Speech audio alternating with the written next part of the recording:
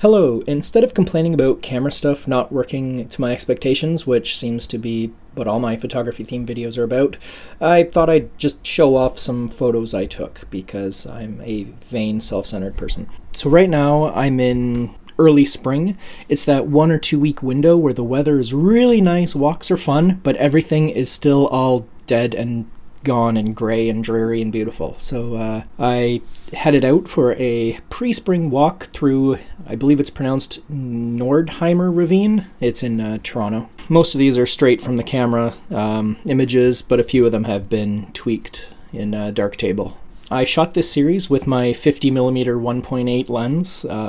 I find 50mm a very boring focal length, especially for landscapes. When this lens is stopped down, it gives some really nice crisp detail, so I thought I'd focus on that because that is one element I think this lens does best. So all these images I try to really focus on texture. Original and edited. You can see some, I really popped out the detail in the bark. This is actually the image that inspired the whole look of the set of photos. There's that one prominent trunk in the foreground, but behind it, in the blurred out area, you can see a blue information sign, and to me that just really stood out and detracted from the whole image. So I went and desaturated the blues, along with pulling up all the finer details. I quite like this one. Has a rough, sort of gritty look. This image looks very flat and boring, and I really hate what I did to this in post. It makes it look like a HDR to hell piece of rainbow vomit. I'm really not happy with this photo, but yeah, compared to the original, it's so flat and lifeless. I don't really know what I could have done to make that better. Some logs and stuff. I use the Darktable plugin equalizer mostly, and just it's really nice for bringing out details.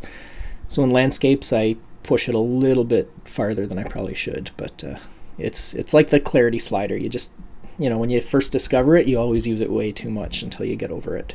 I haven't gotten over the equalizer yet. So as you can see from a lot of the images compared to the original, to the remake, I've darkened them in post quite a bit. This is a technique called exposing to the right, where you want to get your images as bright as possible without clipping your highlights.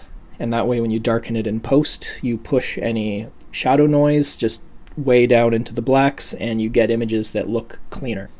And of course, when you're shooting with a prime that can open wide open, and you have to put a few of these kind of shots in. There's the color scheme. Try to give it a nice toxic green color, because I find for that first few weeks of spring, all the greens look almost neon. It's really cool.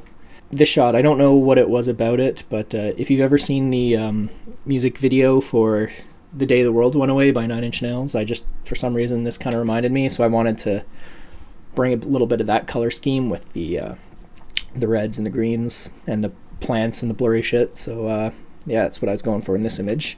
Original, new one. Again, more just shots and roots that are really cool, and then you just bring out the texture, and now it's like, so much detail, my eyes hurt. And I decided to end the set of photos with just some flower pictures, just to show that even though it's mostly dreary, there's still little bits of life coming. And yeah, for this one, I decided to make it just saturate the crap out of the colors. So you'd been looking at all these nice gray, dreary, boring shots, and then at the very, very last image is just this punch of color and life. So it's a nice way to end it. And there's a train coming. Again, these aren't photos I'm going to really print or show in a gallery or anything. They're just photos I have to look at and go like, filtering there, I quite like that, and oh god, what the hell did I do? No, don't do that again. So I can go and be like, well, what makes this shot uninteresting? Well, it's too flat and blah blah blah. So you get all the pretty much a long meandering way to say just get out and shoot and get editing and just see what happens, see what you like, see what you don't like, and focus on what you don't like, and just learn not to do that again. And you keep on doing that and you'll get better.